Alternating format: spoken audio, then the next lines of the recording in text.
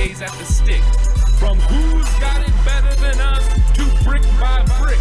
It's always the 49ers way, from offseason to game day. Yeah, we talk back. It's the 49ers Cutback.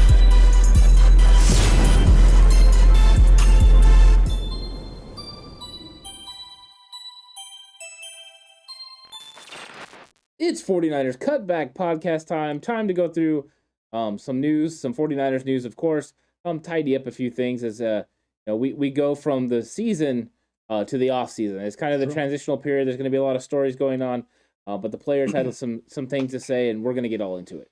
We have to, man. We have to get all into it. We have to talk about some of this stuff. We have to do our due diligence here as we wrap up the season for the 49ers and take a little bit of a break, which we'll get to later in the week. We'll give you updates, Cutback Crew, on what the schedule's looking like for us as we shift from season content to off-season content, draft preparation, free agency conversations, the free agency frenzy, Ant. Yeah, it gets wild. It does get wild. It was wild last year. I imagine it's going to be wild this year. There's going to be a lot of things that happen with the 49ers, as well as trade talks and everything else that's going to be happening, most likely with this team and with Jimmy Garoppolo's future. But first off, let's start with player awards. The awards for the 49ers to end the season, and as they came in for exit interviews, they're getting all of their due diligence and wrapping up the year. Not the way or at the time that we were all hoping for, but hey, it is what it is. First and foremost, Deebo Samuel Ant wins that Len Eschmont Award as the award voted on by the players and is given to the 49er, who exemplifies inspiration and courageous play. Was it going to go to anyone else? You know what? In a normal year, I would say no, but I think there was a lot of guys who led with inspirational, abilities. I mean, a lot of these guys put the team in front of their own self and really got out there and battled this year. It was going to take a full team effort to go from 3-5 to make it into the NFC Championship game. It was going to take all those guys pulling together. It's one of those things that's impressive when you see a team pull themselves out of that sort of a hole and execute at the level that they needed to get to where they got. And they made a lot of big moves, but I like that Deebo's the one that gets this award because Deebo has definitely exuded that confidence, and he really did take over as a leader of this football team. This team started to move when Deebo moved. Deebo made plays, and the team followed. And that was something that the 49ers needed from the wide receiver position. In fact, I think they've been looking for that from the wide receiver position for a long time. I think a lot of people believe that when Michael Crabtree came to San Francisco that he was going to be, the next great wide receiver, and he was a good one. But I think Deebo Samuel's kind of taking on that role now of the explosive offensive player in this new NFL of a positionless player. He is the lead target, and he's taken this team to new heights. And I believe this 49ers team goes wherever he goes. He's going to be a big weapon in the future. That's right. He is going to be a huge weapon going in the future, and he's going to get himself paid. We all know that is going to be happening. But look, there was also a couple other, handful of other awards, including the Bill Walsh Award, which was, I think they set up in 2004. In terms of awards that they have, it's a fairly newer award. This goes to the 49er who has best represented the standards of professional excellence that we all came to know and love and understand. And if you've watched any of the Joe Cool stuff on Paramount Plus, you understand the perfectionist that was Bill Walsh and what was expected of him. But they did hand out that award as well, and it went to defensive lineman Nick Bosa. And not surprised that it went to Nick Bosa. But the fact that he's the one that the coaches voted on, the coaches decided was the guy who demonstrated that level of professional excellence. I really like hearing that and seeing that because this is a guy who's been talking about how he feels like he's getting better each and every day, getting better with each and every snap. And if he is this dedicated to his craft and this honed in right now in year 3, with only 2 years of a full season under his belt, sign me up for all sorts of Nick Bosa here in the future. And that's why the future is still bright for the 49ers, because they have young players like Deebo Samuel and Nick Bosa that, have come in and are making an impact on the football team. And, whenever you come off an ACL and you do better in the season after. You didn't need the extra game to do better either. You didn't. No. You would already surpassed better. He already set the career playoff sack record for the 49ers. 8 sacks to, Charles Haley 7.5. And we know how Charles Haley is in 49er land. And he's one of the best pass rushers they were. Still one of the worst trades of all time. Never mind that. But anyways, Nick Bosa, this is one of those reasons I'm very optimistic because Nick Bosa is still going to help this defensive line no matter what, no matter who's next to him. It's one of those key cogs. And the 49ers are going to have to make sure they lock him up in the future. But I like that a young guy like this is the one that they choose for this award. It means that his strive for excellence and professionalism is going to rub off on the other players around him. So that's leadership, and it may not be a vocal leadership, but if it's a leadership where they can see him doing it, it's by actions. That's also very needed on the football team. It's definitely needed. There has to be a balance, right? There has to be the vocal leaders, and there has to be the guys who just do the work. And they set the example, right? They set the standard. They don't complain. They don't necessarily the guys sitting there going, hey, you need to be living up to my expectation and holding everyone's feet to the fire. No, they're the opposite. They're the guy you rely on and count on, and that the leaders, the vocal leaders on the team, can always point to. Look at Nick. Nick's one of the best players on this team. Is Nick making things about himself? Is Nick making it about him, or is he just out here grinding and do what he needs to do? Why can't you do that? You want to be one of the better players on the team? Be like Nick. Like, you have that mold that you can point to. The vocal leaders can.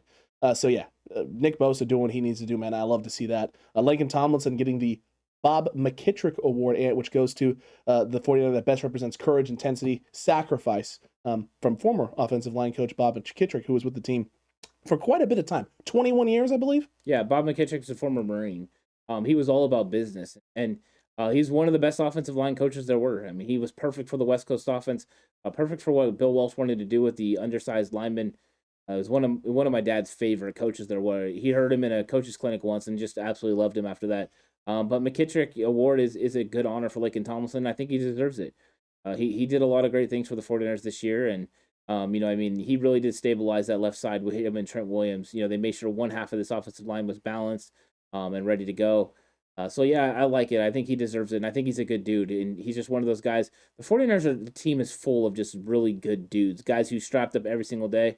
And also, I still love the fact that Laken Tomlinson never missed a game. He's been a 49er. He shows up every single day, straps it up, and is ready to play. And part of the reason why he's getting that award, he's dependable, he's reliable. Yep. He's going to be able to do it, and he's doing it, not necessarily being 100% healthy. I love that from Laken Tomlinson, man. We're going to see what's going to happen. We got some Tomlinson conversations coming up a little bit later here down the road here on this episode, so we'll get to it. But the Hazelton Iron Man Award goes to the most courageous and inspirational defensive player voted upon by the defensive coaches. Now, keep in mind, the Laken Tomlinson Award was voted on by the offensive line. The Hazeltine Iron Man Award voted by the defensive coaches went to linebacker Azeez Al-Shire, and definitely deserving. Guy who definitely has come a long way and dealt with a lot of injuries this year. I mean that entire linebacking core did. Everyone did.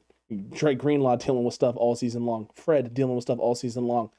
And Azeez obviously been dealing stuff with the elbows, the ankle, knee. Everything all year, and continuing to go out there and grind for his guys and grind for his boys. Yeah, exactly. Azeez deserves this award. During the middle of the season, he was flying high and doing what he needed to do. Anytime you're voted on by the coaches like that, it means you're valued at a high level, and they really believe in you as not only as a person but as a player. So, good to see Azeez get some recognition from his coaches and from his team. Absolutely, and definitely deserves it. And Juwan Jennings also was awarded the Thomas Harrion Memorial Award. The recipient has taken advantage of every opportunity, turned it into a positive situation, and made their dream turn to reality. Award is voted on by the entire coaching staff. Juwan Jennings is definitely a guy who has seized on his moments and seized on his opportunities, has definitely carved himself out a role in this team in the future, and took this team from being a team that was relying on Mohamed Sanu to be wide receiver 3 to Mohamed Sanu not having to be active down the stretch here because Juwan Jennings had come into his own. Yeah, and he's the fourth best blocking grade for a wide receiver in the NFL. That's good news for the 49ers. That's what you need from your number 3 wide receiver.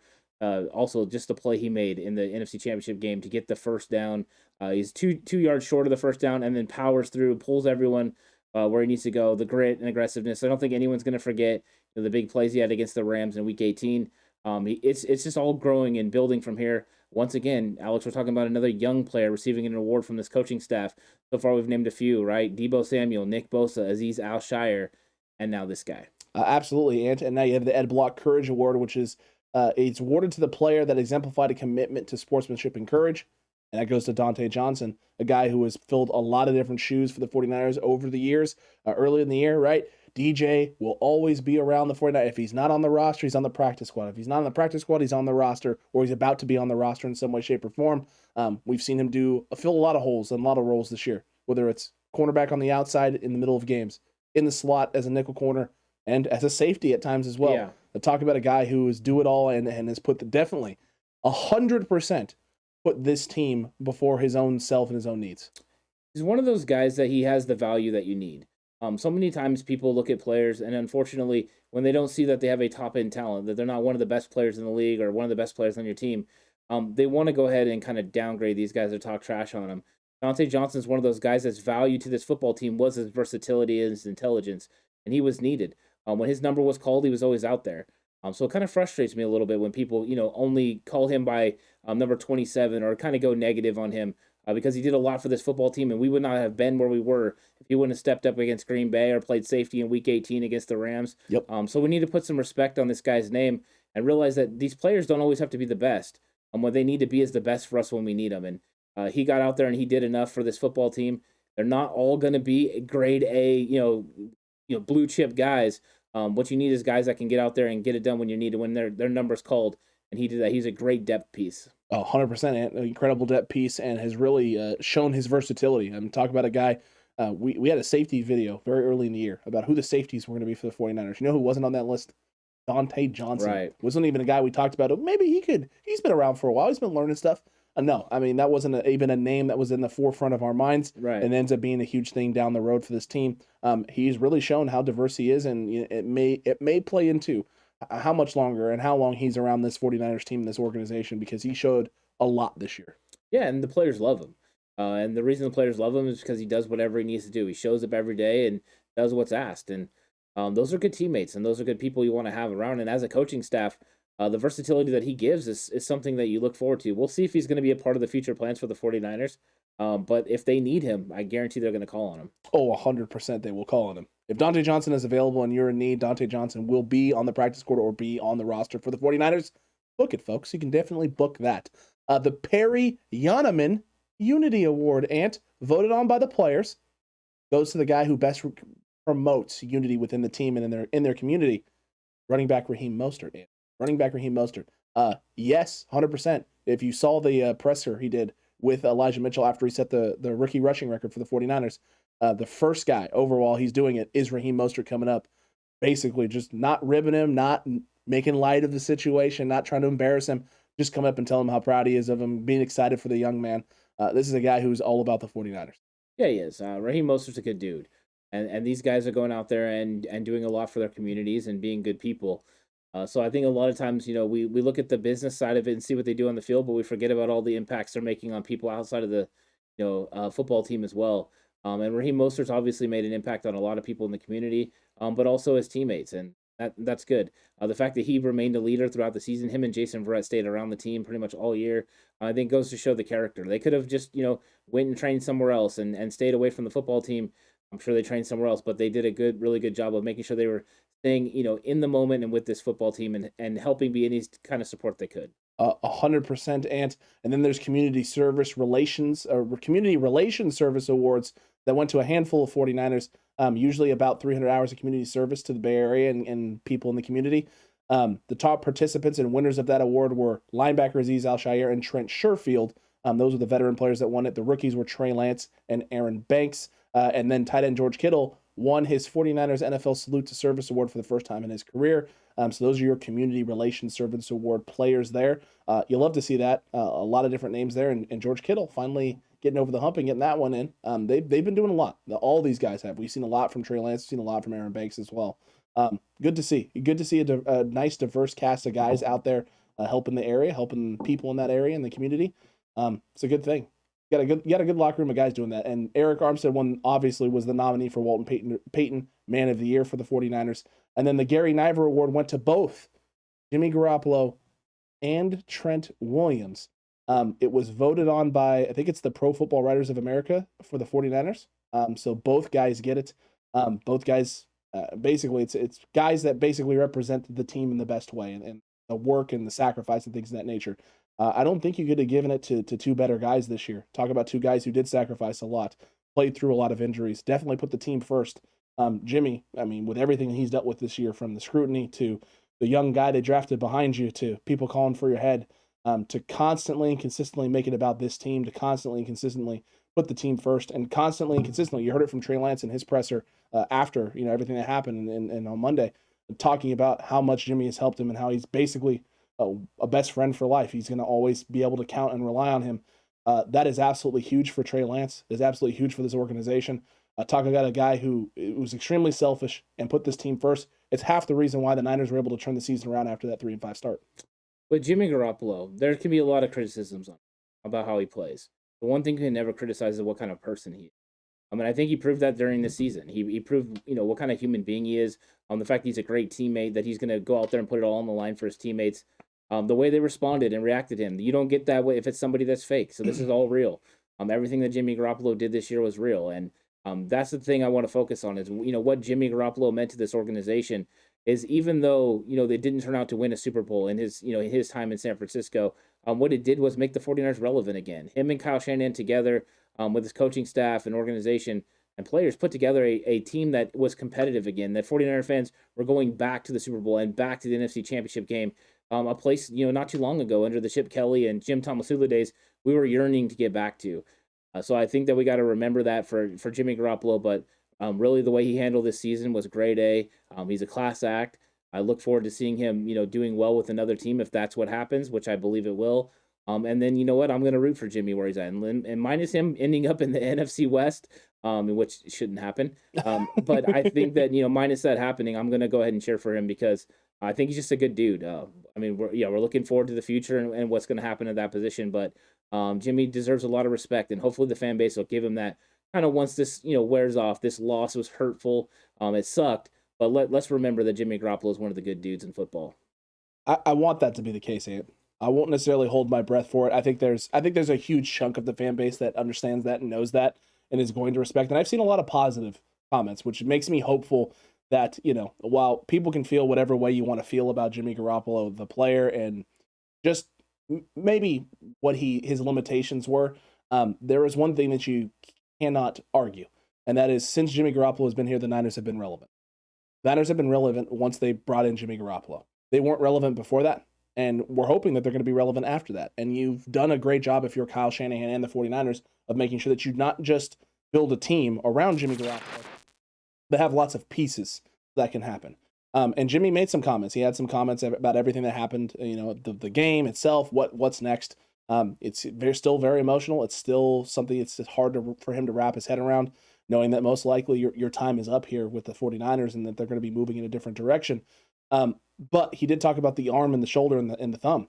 The direct quote was, "I can't believe this S held up." I think he was a little bit surprised. I think obviously Trey sitting there behind him, knowing that this was going to be his last opportunity to ride with his friends, his boys, the team that gave him his first opportunity, the team that paid him his initial contract, that this is probably it here and that he needs to make the most of this opportunity and this last chance with this group. And he did. He did everything he possibly could. And I'm appreciative of it, but it's definitely leading now towards a situation where we got to start talking about what the future is. Is the future here? Is the future somewhere else? And I think you and I both can agree, and I think most 49ers fans now have come to the conclusion, whether you liked Jimmy or wanted him out, week one and wanted it to be trade time immediately, that this is probably the end for Jimmy Garoppolo. Yeah, I think so. I think that's where we've come is, we've been pretty consistent, but it's like, dude, it was going to be a Super Bowl. That was it. That was the only thing. That was Jimmy's one chance of them coming to him and say, hey, let's run this thing back. Financially, it's just something that they need that $25 million that Jimmy Garoppolo makes. He finally doesn't have a no trade clause, so they can move on. They probably believe Trey Lance is going to be ready to roll, and if not, they'll have to make other accommodations. But I think that this has kind of run its course. They did this season. You're right. Jimmy put it all on the line for his teammates, all on the line for himself to probably win the Super Bowl. He knew he had a Super Bowl caliber roster around him, and this was an opportunity. But yeah, I think that now everyone's moving to that point now where it's like, yeah, Jimmy Garoppolo is going to be in the past, and there's going to be future plans for the 49ers at a lot of positions. There's going to be a lot of other hard decisions as well because the 49ers have free agents. Which ones of these guys are going to come back? How much money are they going to want to get paid? Because it is a business. You have to make sure you can get everyone under contract.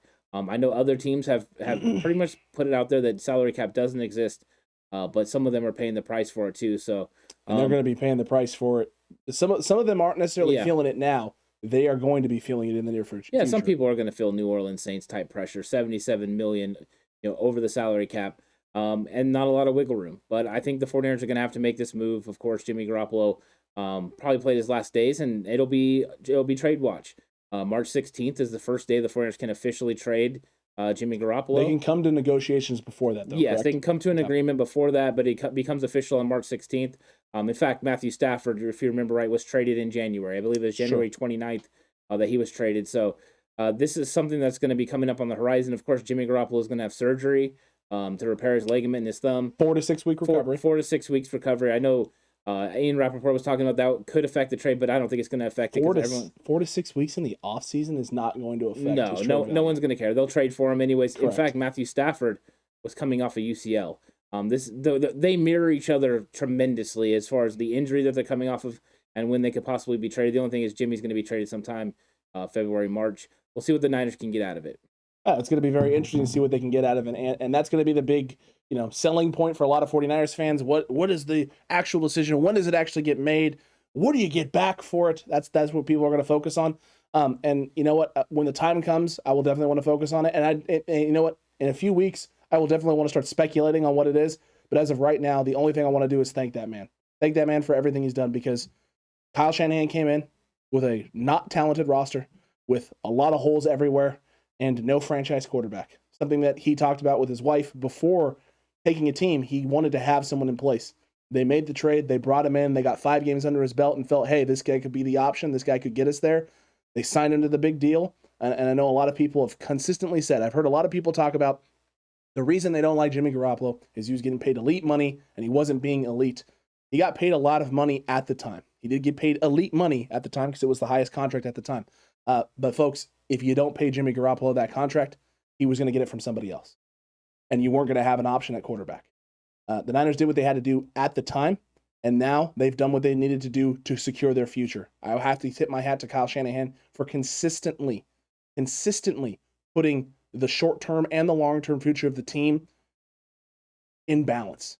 Being able to have the best option right now for you to compete and also set yourself up for future success. He has done that consistently. John Lynch has done that consistently. This front office has done that consistently. And now we find ourselves in what is a tough position in terms of having to maybe let go of Jimmy and move on from him after everything he's done, but understanding that in doing so, you're not setting yourself up for failure.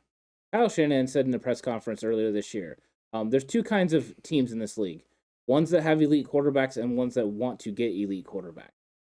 49ers are trying to get an elite quarterback. They were trying to get one with Jimmy Garoppolo. Here they made a trade. The guy that came in, and he played in an elite level in the end of 2017, which made you believe that this guy could be an elite quarterback in this league. But when they're few and far between, you have to go ahead and you have to take those chances. He was good enough to get the 49ers to a Super Bowl. He was good enough to get them to an NFC Championship game. Doesn't mean he's elite, no. But not every team in this league can get an elite quarterback. So when you get the opportunity, you do it. And when you don't, you build a really good roster around them. That's what the 49ers have done. So I get the people that say, hey, an elite quarterback would, help us win a Super Bowl. Absolutely, they would. Elite quarterback always helps. I mean, when you have Joe Montana, you have a chance to win every single game that you're in. Accurate. But Joe Montanas don't grow on trees. Tom Brady's don't grow on trees. If they did, there would be a lot of them all over this league. For every Tom Brady, there's somebody that was big time in college, like a Tua Tagovailoa, that's just not, impressing right now. So this is one of those things. Jimmy Garoppolo was a good quarterback. We've said this for a while. He's probably middle of the road, 15 to 20, and good enough to get your team to a Super Bowl. Probably could have been good enough to win a Super Bowl if they would have played a little bit better. Unfortunately, that didn't happen. So now you're hoping that Trey Lance is one of those excellent ones. One of those elite talents that allows you. I mean, here's the thing, right? Yeah. The Bengals are not a great football team. They have a pretty great quarterback who makes up a lot. They have an elite quarterback. Yes, they have an elite quarterback. Yeah. Who makes up for a lot of their shortcomings. Josh Allen, great elite quarterback, makes up for a lot of shortcomings. Patrick Mahomes, great elite quarterback, makes up for a lot of shortcomings.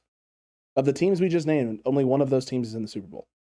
Yes. Because only 2 are going to make it every year. And not every team has those opportunities. Not every team has those abilities to have that guy.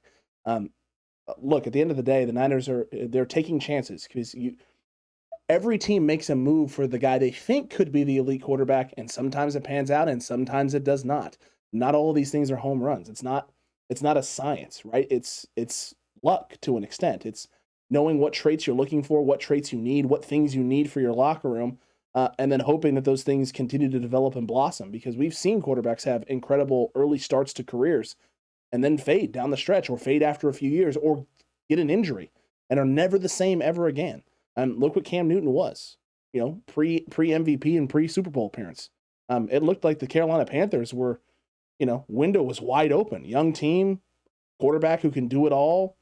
Get into the red zone. You need him to throw it, he can throw it. You need him to run it in, he can run it in. One shoulder surgery and some ankle stuff later, and never the same after that. It can come and go in an instance, and just because you find it for a year or you put it together for a year doesn't mean it's going to last long term. No, it doesn't. So the 49ers are in that search, looking for that elite quarterback. Trey Lance could be that guy. Hopefully, we're hoping that's what it's going to be. But this is kind of how it rolls. And you're right. Kyle Shanahan wanted to have an elite quarterback. Because you go somewhere that you have an elite quarterback or even a top 10 quarterback, life is easy. You have a better chance to win the Super Bowl when you have those guys. You see what he did with Matt Ryan there in Atlanta. So I think this is just that normal push, and I think there's going to be some interesting questions that come around the quarterback position. Because even though I think the tea leaves point towards Trey Lance, I believe there's a couple of options out there, guys who really love the 49ers, that would love to sneak in here for 1 year and say, hey, you know what, just wait and play the kid after that. No way. Yeah. There's no way there's a couple of names out there who want that. That's the exact reason Adam Schefter got completely goofed.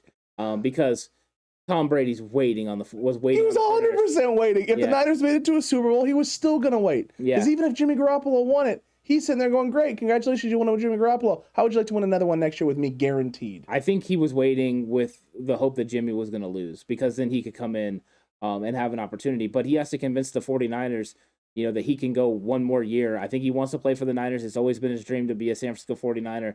He would love to win a Super Bowl. But we'll see, because if Trey Lance is ready, is it time just to roll with the young kid? And will the 49ers fan base, and it's a big question, will they be okay with the 49ers turning away the GOAT for a second time? No way. There's no way. There's no way. And not even for Trey Lance? No, not even for Trey Lance. Because I have seen people already on Twitter that said they would rather have Trey Lance right now than Aaron Rodgers. Those are the same people that also would have rather lost this year with Trey Lance than make an NFC Championship game. Yeah, Vish was having some problems with some of them. It was pretty funny. Vish is like, come on, no, it's all pro. Like, no. It's just interesting. Well, it's interesting people's thought process, right? Well, the thought process is like, well, the grass is always greener on the other side, and it's like, no, you don't know. You don't know if the grass is green. Trey Lance doesn't even necessarily have grass growing yet. It's this large field. He has grass growing. I mean, he has grass growing, but you don't know, like, is it going to come out pretty? Is it going to be beautiful, like the most incredible thing you've ever seen? Or are weeds going to start sprouting, and there's going to be some issues and some problems, and you know what? You got to work on the land, right? You got to plow it a little bit. You got to put in some time to make it look the way you want. You don't know. Is it a large plot of land that you, as far as the eye can see, and the potential is unlimited? Absolutely. But you don't actually know what it is yet. Nobody knows what it is yet. Maybe Kyle Shanahan and Rich Scangarello have a pretty good idea. Maybe, or maybe they're sitting there going, "Hey, we need about another year. We need one more. But that's the thing. They do know then, right? That's true. If they believe 100%. They need another year, then they know. Yes. They're gonna have a great understanding of where Trey is and how he operates. If they decide to go with a veteran quarterback for 1 year, then Trey wasn't ready. But I mean, I really don't know what they're gonna say, because besides seeing him in training camp and then seeing him in the 2 games that we saw him, especially the Houston Texans game, I think that's the only idea of the improvement that we have. We don't know what he's going to do in the offseason. Yeah. So this is a decision that falls on Kyle Shanahan and this front office. I'm glad I don't have to make the decision. Let me ask you something. Do you think the responsibility for this decision falls at the feet of Trey Lance and how much he develops this offseason? Or do you think that Kyle, based on what he's already seen, the development he's already seen, has a really good idea of whether or not he can make up the gap that he needs to make up to be at a point where Kyle's like, here are the keys to the offense, kid, it's your job? I think that they don't have the time to wait until the all off season's ready. I agree with you on that. You're gonna have free agency starting at the early part of March. So they're gonna have to make a decision if it's gonna be Tom Brady, or if for some reason they're working out some sort of a trade for Aaron Rodgers, whatever it is, they're gonna have to make a decision when that time comes. So I think that that's kind of the timetable. Yep. If they decide to pass on those guys, then it's gonna be Trey's show. And really, I think that the only thought process for, I think, most 49er fans is that Trey is ready to play at Jimmy Garoppolo's level right now. If Trey is able to play at Jimmy Garoppolo's level, then you have a chance to go in there and make it to the NFC Championship game, maybe a Super Bowl. Yep. If you can put a roster around him, and without Jimmy Garoppolo's contract, you would think they're going to have the money to be able to bring some of these guys back and make some other strategic moves. You would think. So I don't know. I mean, it's going to be an interesting thing. I think if you would have asked me the beginning of the year, I would have said, no, this is going to be Trey's thing, Trey's year. But the fact that you've gotten to the point where it looks like Aaron's going to be gone from Green Bay, and the way Tom Brady's acting in Tampa Bay makes me think, oh no, he's waiting on San Francisco. He is not going back to Tampa Bay. No, I don't think so either. I think he's waiting on. I think he's honestly at San Francisco or retirement. That's what I think. I agree with you on that. Yeah, I agree with you on that. Because I mean, Tampa I know Bay Jay Hill agrees with you on that too. Tampa Bay got out of hand. I mean, Tampa Bay got out of hand. Bruce Arians got out of hand, and I think Tom wants to leave there. The only question is, are the 49ers going to fulfill his dream, and let him play 1 year for the 49ers? He would love. He said they already said, right, he wants to win a Super Bowl and go out. He would love for that Super Bowl to be a 49ers Super Bowl, and cement his legacy playing for his favorite team of all time and winning them a 6th ring. I mean, there's so much more to that storyline too. I mean, it wouldn't just be playing for his team, right, and winning a Super Bowl. It would be playing for his favorite team of all time, winning a Super Bowl and retiring, bringing them something that they failed to get the last 3 years. With the guy that just the last 3 years, Well, more than just the last 3 years, but I'm talking about the last 3 years with the guy who was pegged to be your replacement in New England, and one more sticking it to Bill Belichick as well. I mean, there's so much. I mean, and that is a story with lots of layers, tons of layers to that story. There's tons of layers around all of it, right? Yeah. Aaron Rodgers has lots of layers. Tom Brady's layers. Trey Lance just layers. Playing, layers. There's a lot to the quarterback situation. Tons. I mean, I don't know. It could be as simple as, no, this is Trey Lance's team, and we're ready to roll. Could the quarterback situation get any crazier than what happened last year? I mean, when the Niners moved up to 3, we knew we were getting a quarterback. You got Jimmy Garoppolo sitting there. That was all sorts of layers, storylines, conversations, talk. I think a lot of people were expecting this offseason, you're moving on from Jimmy and it's trade time. I think that's what I thought. I think that's what you thought. Yep. This might actually be more crazy up until a decision actually gets made in terms of what the Niners are going to do at the quarterback position. Yeah, I think so. And I think because everyone thought we were going to see more Trey Lance during the year, so we'd have a better understanding of where he's at. Agreed with you. So all the talk is coming from all of us, all the fans, all the people in media are wondering, is Trey going to be ready? We don't know what the thought process is in the building. If inside the building they feel comfortable with Trey running it back and running, things for next year, then this is going to be clear cut and an easy offseason for the San Francisco 49ers.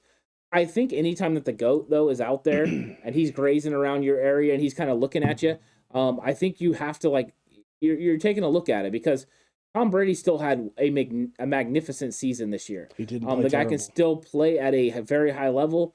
So it's one of those things where you're like, okay, can I bring this roster back for the most part? And can I put Tom Brady there? And if Tom Brady's really willing to be a mercenary, maybe somewhat like Deion Sanders was in 1994, he's willing to come in for a little bit less money before he goes in, into retirement. For him, it's retirement, right? So this is a legacy move. It's retirement. It's a legacy move, and he doesn't need the money. His wife makes lots of money. It's not like Tom Brady's coming in. He's made lots of money. He has made lots of money as well. This would be something that, I mean, he'd be coming in, and yeah, he wouldn't be commanding a big salary. It's not going to be like if you trade for Aaron Rodgers and you're paying $20 million for a quarterback. It's not the same situation. Yeah. I mean, yeah, a trade for Aaron Rodgers is way more complicated than a move for Tom Brady. Extremely. Yeah. Extremely more complicated, because the Packers also have to be willing to pull the trigger on said trade. This is a situation where there is no pulling of trigger other than Tom Brady signing on the dotted line. And if the Niners offer him a contract, he is signing on the dotted line. Yeah, probably. Yeah. I would be shocked if he didn't. So we'll see. I mean, the big decision is from Kyle Shanahan. Is Trey Lance ready? If he is, all this is bonk. I mean, it's not important, and it's trade time in San Francisco. It's trade day. The time that everyone was hoping for is upon us. But if they're not convinced that he's ready to do the things they need him to do to get you over a hump, get you past the NFC Championship, get you to the Super Bowl and win the thing, then yeah, they're going to make a different decision. They're going to go a different route. They're going to bring someone in to bridge that gap until he is ready. And the guy, we'll see. We'll see what happens, and there's going to be a lot of things to talk about here. And speaking of things to talk about, Alex Mack, Laken, Tomlinson, DJ Jones, Raheem Mostert have all kind of weighed in on their future a little bit. Mack actually had an interview and commented on it and says he's not really sure about his long-term plans, what his long-term plans are in the league. And do you think that means he's not sure of long-term plans after next season, or long-term plans including the upcoming season for Alex Mack? I think it's including the upcoming season. I think he's reassessing We talked about this before. I believe that if they had won the Super Bowl, he would have retired. I think he would have walked away and said, you know what, hey, I got my Super Bowl ring. So I think he's trying to decide if he wants to go through this one more time. And I think that's why you get the Trent Williams comments where Trent Williams told Alex Mack, hey, we wouldn't have been as good as we were without you. We needed you. Agreed. And so I think Alex Mack, they're going to want him to come back. But I think it would be smart of him to take a look at the roster, wait and see, is this going to be a championship roster? You know, when everything is said and done, are we going to have enough? And does he feel comfortable with who's going to be playing around him? Question then. Yeah. Would a decision like that, having Alex Mack come back, able to have that with, you know, potential re-signing of Laken, having Trent there on the left side of the line, having at least 3/4 of your line, three-fourths of your line, you're getting Mike McGlinchey back, getting 4 of your 5 pieces for sure back into the fold. And knowing that, you know, depending on how the roster looks, it could sway Alex Mack one way or the other. Would that be a situation in which Kyle Shanahan and John Lynch go, hey, we got to figure out what we're going to do at the center position. We need to start making plans for it, but we can ensure we keep this guy if we bring in a guy like Tom Brady. I don't think they'll do that just to keep Alex Mack. I don't think that'll be the decision. I think you could sign somebody, you could draft someone, you could move Daniel Brunskill to center.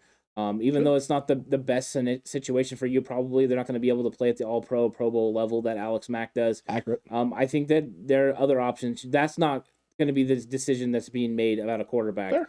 But I mean, it's a good point. I mean, something to think about. I'm sure they're going to want to put a good roster around to be able to keep those veterans happy. Those guys want to go back to win the Super Bowl, and the guys like Deebo, George Kittle, you know, and Fred Warner, and all these guys, they're going to expect it to as well because now they've been to a Super Bowl, they've been to an NFC Championship game. This is becoming expectation. This is becoming 49ers in the 80s, 49ers in the 90s. Like, we're going to be playing with the top elite teams for the rest of our career, and that's the expectation. Now the front office has to figure out a way to make it work every time, and that's going to be an obstacle. But yeah, these guys are thinking about coming back. Mac's a big one, but Tomlinson's a big question as well. We know Tomlinson wants to come back. He said as much. The problem is Tomlinson also wants to make money because Laken Tomlinson, I don't know if you know this, it plans on retiring at pretty soon. I mean, not that much longer. And being a neurosurgeon, the guy's super smart, and dude. He also has a charity that he's been putting together for medical for Jamaica. That his home country, and he really wants to do things. He wants to start a hospital there. All things that are after his career. So optimizing the amount of money that he gets is something I'm sure he's looking to do because he has other ventures he would like to do after football's over. Agreed. And you know what? If you're the 49ers, he has said as much. He wants to be here. He wants to be in San Francisco.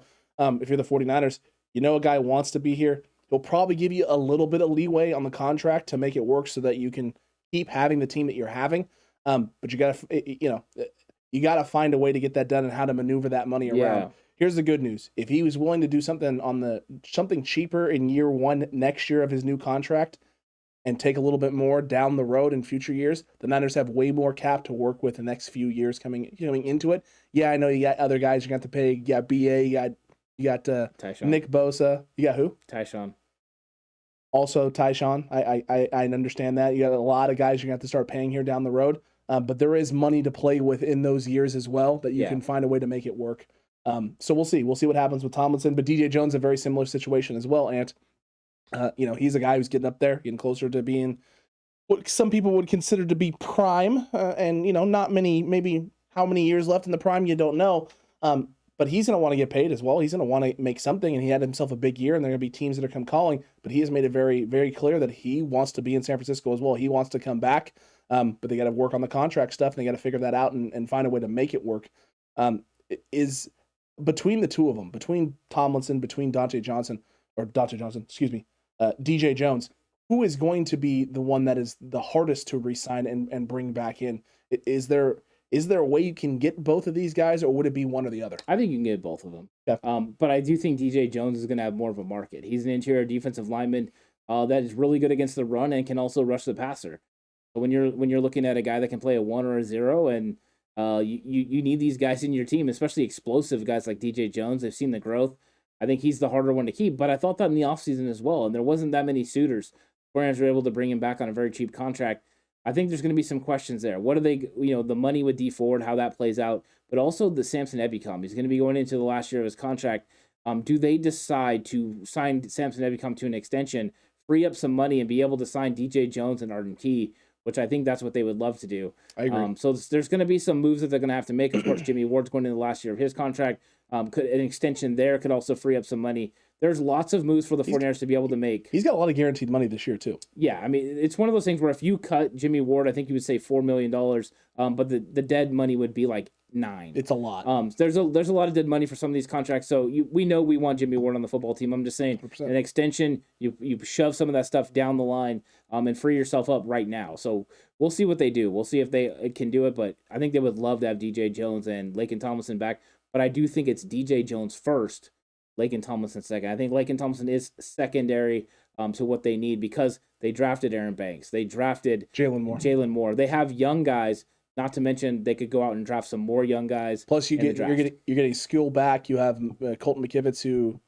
filled in amicably for Mr. Trent Williams, and he maybe got a kick in the butt getting put on the practice squad this upcoming this last season. So you have young guys, you have young pieces that you're going to be getting back into the fold. All of those things are going to weigh on what the 49ers can do, as well as potential free agents and who's out there and who's in the draft. Because if there's a guy in the draft you feel, you're going to have a second or third round grade on that might fall to the fourth or fifth round that you could take a chance on, and maybe he develops as well. Who knows? You don't know what the Niners are sitting there doing with that situation and what they're thinking. Last but not least, of guys who have weighed in. Well, I mean, there's also Nick Bosa, who's weighed in on his future and said he's not worried about his contract. He's worried about, becoming the best version of himself and getting in the best shape of his life again. I don't know how many times he can keep getting into the best shape of his life and continue to grow, but I'm all for it. If it's him becoming, TJ Watt level status in terms of breaking records and just becoming a force of basically, if needed, could hold the defense together all by himself, then all for that, because he'll never have to with all the pieces he has around him, which is great for the 49ers. Raheem Mostert is also kind of weighed in. Didn't come out and specifically state it, but basically the tweet he put out there definitely makes it seem like Raheem Mostert doesn't want to be anywhere but San Francisco going forward. I think Raheem Mostert feels like he owes this football team something for not being on the field for a lot. And I think that he really does love the teammates. He loves the camaraderie. He loves the staff. He loves what the organization represents, and he would like to be here. But with all things, there's a financial strap there. They're going to have to figure out the money and how it works. And I'm sure the 49ers are going to want to be protective of themselves because Raheem Mostert has been out for pretty much 2 seasons with injury. So they've got to protect themselves. And, of course, he needs to get all the money he can get for his family. He is a 32-year-old running back. So he's definitely long in the tooth at that position. But his explosiveness is something the 49ers offense misses. The only one that can do the things that he does is Deebo Samuel. And even then, at the speed-wise, he's not as fast as Raheem Mostert. Not the same. And if you had Raheem Mostert out there, it would afford you the opportunity to use Deebo Samuel in other areas. So I think the Niners would like to bring back Raheem Mostert, pair him with Elijah Mitchell, and then throw in the 5 to 6 carries of Deebo Samuel along the way. You can keep them all fresh and ready to roll. But the money's gonna have to work, and you have to make sure that you get Raheem on a contract that's not going to strap you. It's gonna have to be incentive laden, and I believe that if you do that and you have accelerants in his contract, maybe you do a 1-year deal, and then you say, hey, Raheem, you prove that you can stay healthy, and we'll address you next year. I think they have built some goodwill because after the 2019 season, Kyle Shanahan and John Lynch worked together and upped the salary of Raheem Mostert and got him some extra money. So I think he feels like the organization has done right by him in the past. The organization has done right by him, and because of that, he'll want to reciprocate that, right, and keep himself around, even if it means, I take a little bit less right now, but I know they're going to take care of me in the future as well, especially if I go out and perform the way he believes he can perform. It's all about health, though, with Mostert. It's never been about anything else other than health. If he's healthy, problem for the league. It is. It's truly a problem for the league. Yeah, it's dynamic because then you can have a fresh him and Elijah Mitchell, taking a brunt of the load, and then Deebo Samuel's more sporadic. We know we can't continue to use Deebo Samuel for a 17-game season the way you used him down the stretch. No. You can in small stretches. 4 or 5 games. The last 2 games of the season, and then the playoff run, you can use Deebo however you want. He'll be able to hold up, but that way you keep him healthy. That's all you can do, Ant. That's what you have to do. The Niners know this, and they're going to address this every way that they possibly can. And look, Deebo and Bosa extensions, that's the last thing on this list here. Will it happen? When will it happen? Of course it's going to happen. There is no question in my mind. Deebo Samuel and Nick Bosa are both getting extended, re-signed, and will be back on this roster. But it's going to happen when it's supposed to happen, which is last year of the contract going into training camp. That's what the 49ers have shown. That's what they do. They'll start negotiations now with Deebo. They're going to be working on this all throughout the offseason. all throughout summer, into training camp, OTAs, all that fun stuff. And sometime during training camp, it will get announced, is my expectation. Do you think it could happen before that for Deebo? And look, Nick Bosa, everyone's going to start talking about it. It's not happening until towards the end of next season. With Deebo, they might want to do it earlier. You want to do it before Devontae Adams goes out and gets his contract, or some of these other young guys. True. You want to figure it out, but it all comes down to what Deebo believes his value is.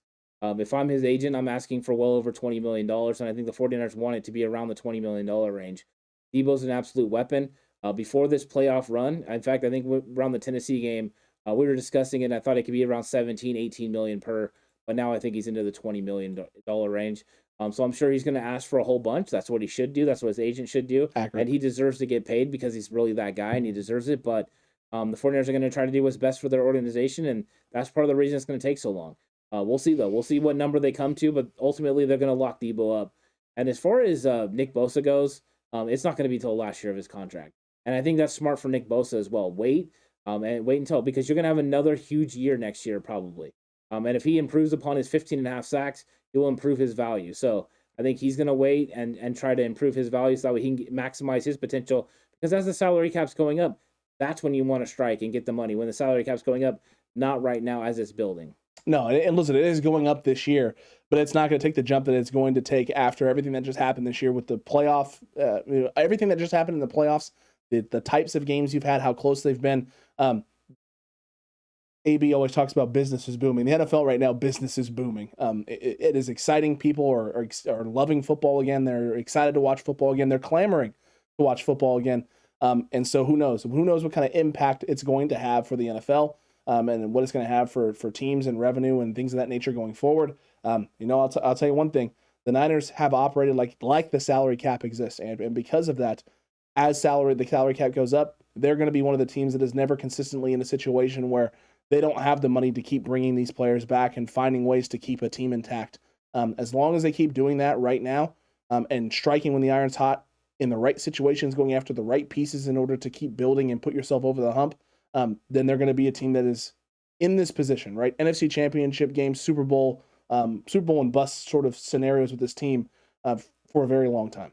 Yeah, I mean, that's what you're striving for, right? Is to compete year in and year out.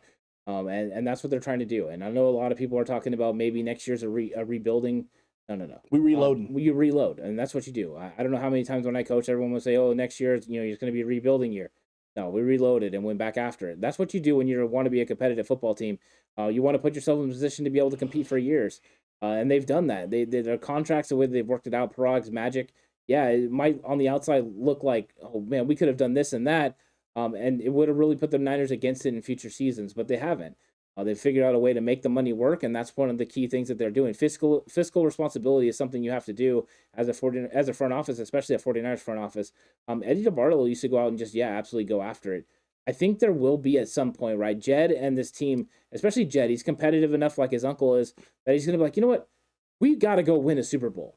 We're this close. Let's just make sure we get this one. It could be this offseason. If the 49ers go out and lock up a big-time quarterback, then they're going to make all the necessary moves, right? If they go out and get Tom Brady or Aaron Rodgers, they're going all in to make sure they win a Super Bowl this year. It'll be Rams this year feel. But right now, we don't know that. It could just be hey, let's see what Trey can do with a roster that we build around him. We're going to see. There's going to be a lot of questions and a lot of decisions to be made by the 49ers front office, owners, coaching staff, the whole nine. And you know what? We're going to be here for all of it. We're going to be here for all of it, talking about it, keeping it, not keeping it positive, but just being positive and being optimistic, because this team has made a lot of good decisions. They've made a lot of great choices, and they've put themselves in a position where 2 of the last 3 years you were in the NFC Championship game with a chance to go to a Super Bowl. One of those years you did, and you came up a drive short of winning a Super Bowl. This team has been a drive short all season long this year of being 17-0, undefeated regular season like Gary predicted, and getting yourself to a Super Bowl. You can fix those things. This is something to build off of. This is not something to hang your head off of.